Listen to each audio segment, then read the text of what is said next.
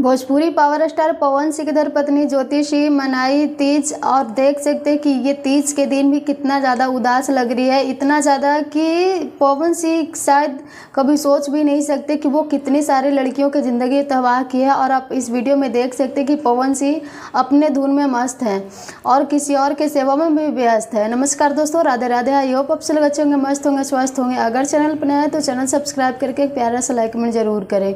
ज्योति सिंह जैसी पत्नी पवन सिंह के मिल गई तो पवन सिंह को बिल्कुल भी हजम नहीं हो रहा। और पवन सिंह शायद 1000 जन्म भी ले लेंगे फिर भी ज्योति जैसी पत्नी अब बिल्कुल भी नहीं पाएंगे।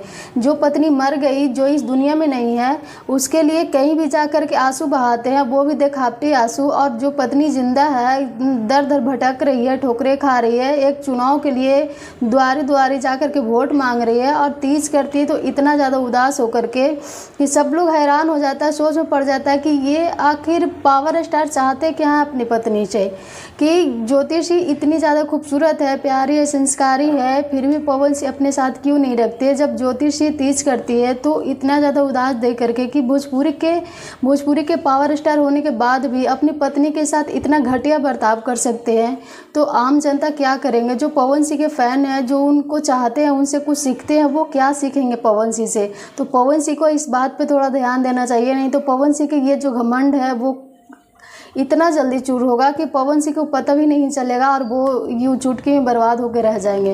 वैसे आप अपना राय जरूर दीजिएगा। Thank you.